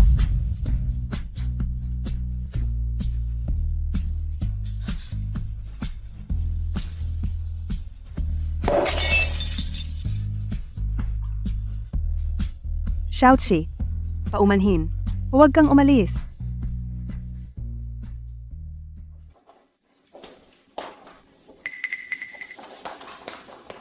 Anong nangyari? Bakit gulo-gulo ang bahay? Ate Mingyue, lahat ito gawa ni Kuya Xiaoxi. Ibig mong sabihin si Xiaoxi ang nagpabagsak ng bahay natin? Nakiusap ako kay Kuya Xiaoxi. Sinabi kong lahat ng ito ay kasalanan ko. Sa akin na lang niya ibuhos ang galit. Pero sabi niya, gusto rin niyang maranasan ninyo ang mawalan ng lahat. Sigurado ka bang si Xiaoxi ang may gawa? Lubos kong ipinagtanggol, pero wala akong naipagtanggol. Ate Mingyue, kasalanan ko, wala akong silbi.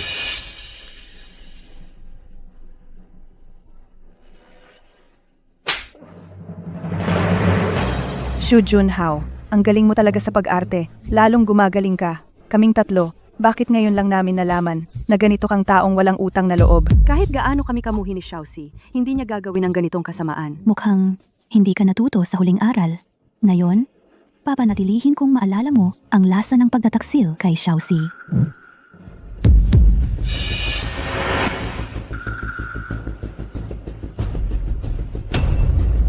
Noon, kayo ang nakatapak sa amin. Ngayon, siya na ang naging iniirog at pinapangarap mong puting liwanag ng buwan. Hindi ka pala... Oo nga, hindi ba't lagi ninyong inaasam-asam na gumaling ang binti ko? Gumaling na ang binti ko. Bakit? Hindi ba kayo masaya? Ang lakas ng loob mong lokohin kami. Talagang tanga ka. Gusto ko lang na mapalayas si Jiang Qi sa pamilya Lu. Paano ko naman magagawa na sirain ang sarili kong binti para sa kanya? Pero, ang ginawa ng tatlo ninyong ate ay hindi naman nasayang ang pag-arte ko. Ikaw ang may kasalanan. Ikaw ang dahilan kung bakit nasaktan namin si Xiaoxi. Kasalanan ko itong lahat. Mula pa sa simula, hindi ko dapat ikaw ay dinala sa pamilya Lu. Hindi sana kami iniwan ni Xiaoxi. Ate ko, paano naging dahilan ko ang pag-alis ni Jiang Xi? Malinaw na kayo ang pumatay sa kanya. Huwag kang magsalita ng ganyan. Gusto mong punitin ko ang bibig mo? May mali ba sa sinabi ko? Pinutol ko ang puno niya, sinira ang kwarto niya, pinatay ang aso niya, sinadya kong hilahin siya papunta sa tubig, pero kayo ang nanakit at nambugbog sa kanya. Alam na alam ninyo na namatay ang mga magulang ni Jiang Xi sa aksidente at pagkalunod.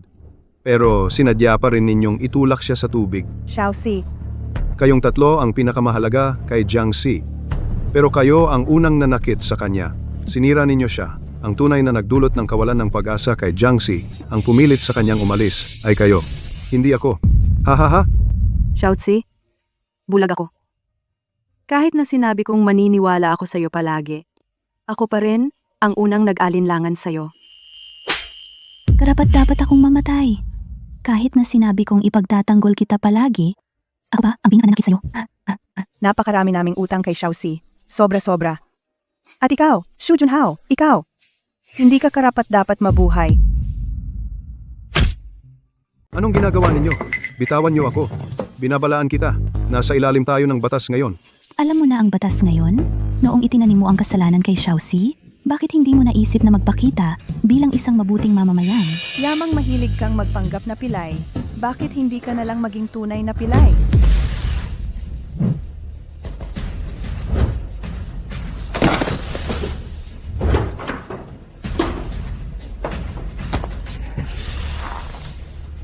Masakit ba?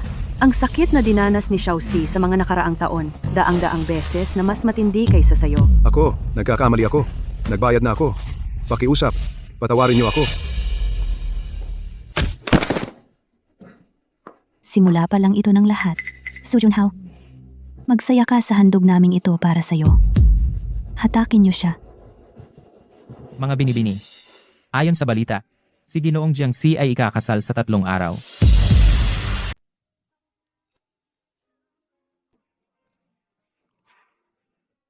Ate Mingyue, Ate Xingqian, Ate Yanran.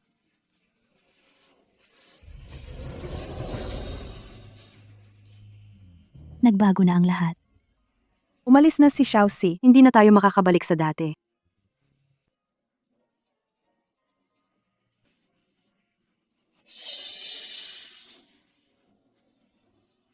Ano ito?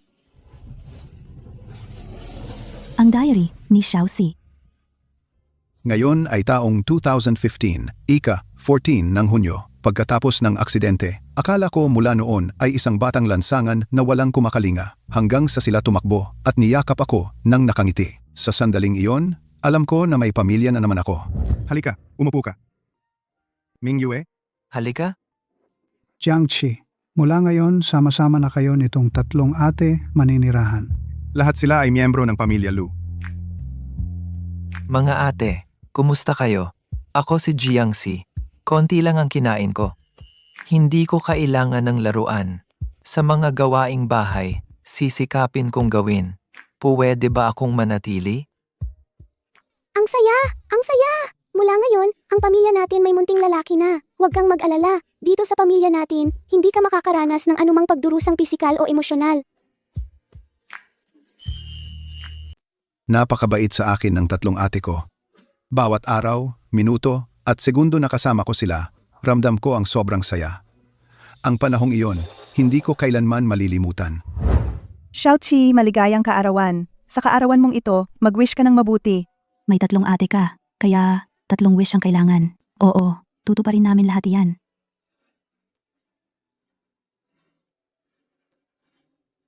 Maligayang kaarawan. Hahaha. Haha. Ang sarap. Gusto mo ba? Gusto ko, tusok-tusok na kordero o tusok-tusok na baka? Ito. Kain na. Ang tagal ko nang hindi nakakita ng ganitong langit. Ang liwanag. Anong nangyari sa'yo? Medyo nami-miss ko na sina nanay at tatay.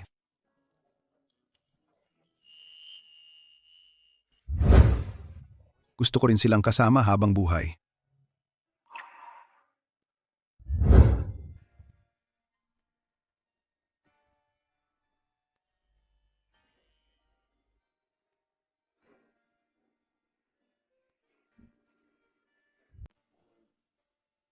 Hindi ba't kumuha tayo ng larawan ng pamilya? Sa aming puso, ito ang pinakamagandang larawan ng pamilya.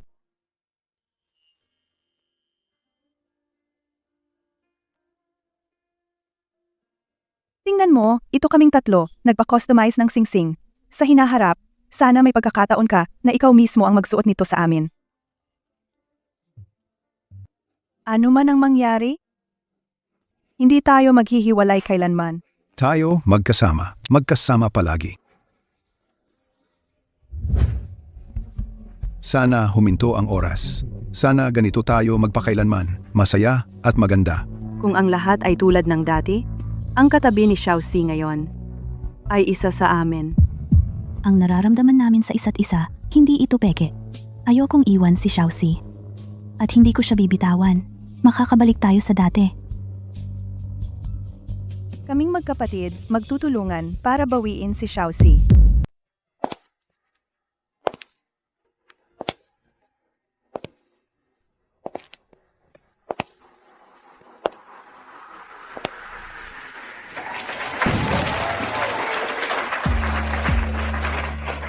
Xiaoqi, ipinagkakatiwala ko sa iyo ngayon ang pinakamamahal kong kayamanan.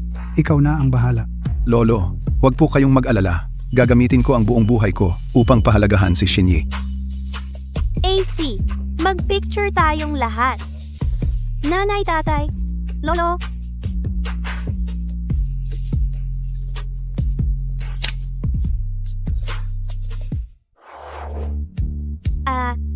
Tingnan mo, may mga tao na narito ngayon. At may mga tao, kahit na magkalayo man ng libu-libong milya, ay tiyak na pupunta rin ngayon. Dahil sa pagitan natin, wala namang kailanman naging ibang tao. Ang meron lang ay isang pamilyang nagkawatak-watak. Pamilya.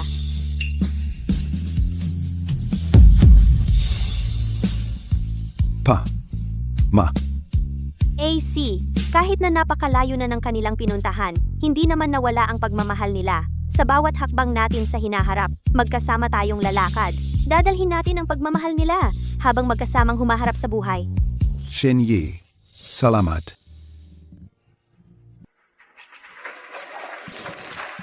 Maaaring magpalitan ng singsal ang lalaki at babaeng ikakasal.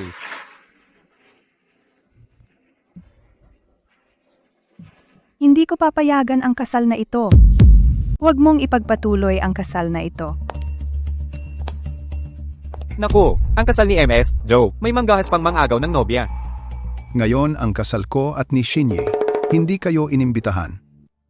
Xiaoxi, alam ko, ang pagkakamali natin, hindi na mababawi, pero nitong 20 taon, magkasama tayong nag-aral, nagkakatuwaan, ang mga alaala natin sa mga paglalakbay. Nakalimutan mo na ba ang lahat ng iyon?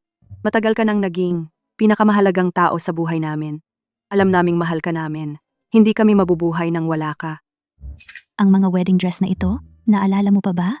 Noon, sinabi mo, napakakasalan mo ang isa sa amin tatlo. Ngayon, narito kami para tumupad sa pangako. Ang mga bagay sa nakaraan. Hayaan na lang natin sa nakaraan. Ang ako ngayon. Gusto ko lang sumulong. Pero ang kinabukasan namin ay hindi mabubuo nang wala ka. Jiangxi, pakasalan mo kami. Para magkasama tayo magpakailanman. Tingnan mo, ito kaming tatlo. Espesyal na nagpa-customize ng singsing. Sa hinaharap, may pagkakataon kang isuot ito sa amin ng personal. Ano man ang mangyari, hindi tayo maghihiwalay kailanman. Tayo, palagi, magkasamang magpakailanman.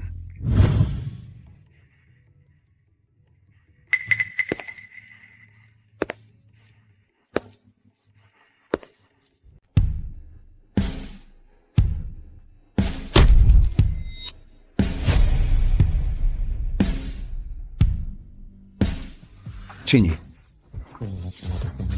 pakakasalan mo ba ako? Oo, gusto kong makasama ka habang buhay. Hanggang sa kamatayan.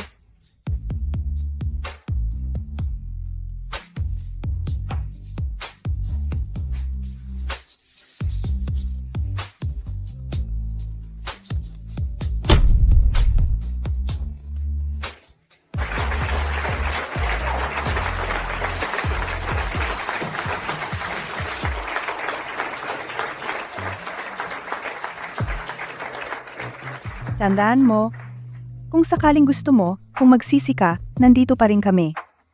Hihintayin ka namin magpakailanman. Para sa'yo, handa kaming hindi mag-asawa habang buhay.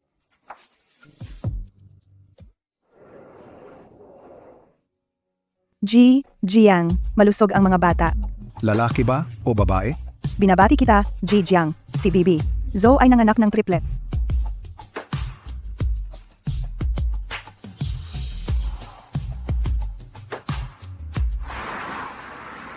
Nanay, tatay, Naging masunurin ba kayo sa guro sa eskwela? opo. Ang babait ninyo. Tara na, uwi na tayo. Xiaoxi, noong araw, kung pinakasalan mo ang isa sa amin, ganyan na rin kalaki siguro ang anak natin ngayon. Tingnan mo yung batang lalaki. Kamukhang kamukha ni Xiaoxi? Xiaoxi, ipagtatanggol ka namin magpakailanman.